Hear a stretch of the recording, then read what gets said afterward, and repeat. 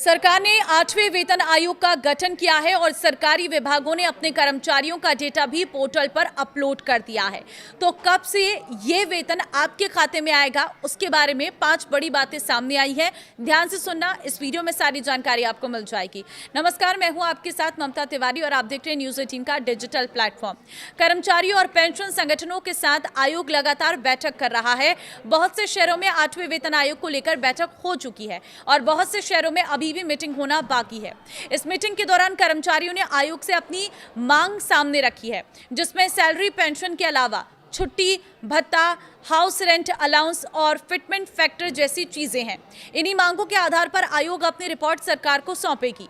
Report सौंपने के बाद कैबिनेट इस पर अपनी मंजूरी देगा, तब जाकर इसे लागू करने के लिए नियम बनाए जाएंगे और फिर इसे लागू कर दिया जाएगा।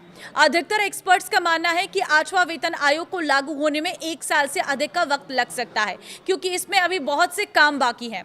भले ही आयोग से तेजी से काम कर रहा है, लेकिन इसके फाइनल रिपोर्ट बनने और समीक्षा करने के दौरान अधिक समय लग सकता है। एरियर देगी सरकार। भले ही 8वें वेतन आयोग 2027 के अंत में लागू हो, लेकिन ये प्रभावी जनवरी 2026 से ही माना जाएगा।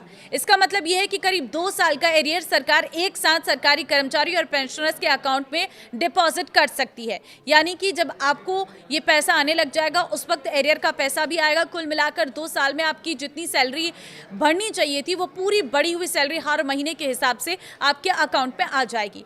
8वें वेतन आयोग के 5 बड़ी मांगे ये हैं। पहली चीज, मिनिमम बेसिक सैलरी। NCJCM ने मांग की है कि कम से कम बेसिक सैलरी को 18,000 रुपए से बढ़ाकर 69,000 रुपए कर दिया जाए। यह मांग फैमिली की जरूरतों और महंगाई को ध्यान में रखकर तैयार किया गया है। दूसरा है फिटमेंट फैक्टर। कर्मचारियों ने एक बड़ी मांग फिटमेंट फैक्टर को लेकर भी की है।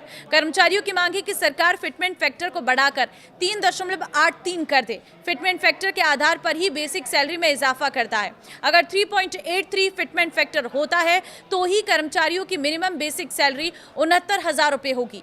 तीसरी बड़ी बात है, हर साल 6% सैलरी पर बढ़ोतरी। कर्मचारियों की मांग सैलरी में हर साल बढ़ोतरी की भी है।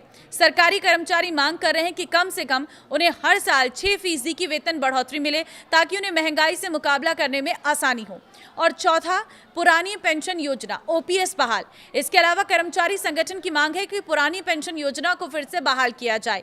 इसका उद्देश्य रिटायरमेंट के बाद कर्मचारियों को अधिक तय पेंशन सुरक्षा देना है। और 5वीं बड़ी बात है, HRA और दूसरे भत्तों में बढ़ोतरी हो। NCJCM ने न्यूनतम HRA स्लैब को 30% करने समेत भत्तों में संशोधन की मांग की है। इसके अलावा परिवार का कैलकुलेशन, प्रमोशन और पेंशन से जुड़े नियमों में भी बदलाव की मांग रखी गई है। ये सिर्फ एक कागजी काम नहीं है, बल्कि पूरे 8वें वेतन आयोग की सिफारिशों की नींव है। ये डेटा जमा करने की डेडलाइन पहले 30 जून थी, लेकिन कई विभागों के रिक्वेस्ट पर इसे बढ़ाकर 31 जुलाई कर दिया गया। अब ये विंडो पूरी तरह से बंद हो गई है। इसका मतलब है कि कोई अन्य विभाग अब नए डाटा को पोर्टल पर अपलोड नहीं कर पाएगा।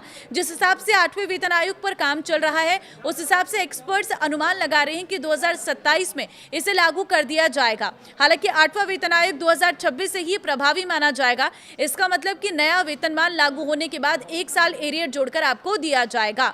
तो फिलहाल आपको क्या लगता है, किस तरह से इसे डिसाइड करना चाहिए और कितनी वेतन बढ़नी चाहिए, आप मुझे कमेंट में जरूर बताएं। नमस्कार।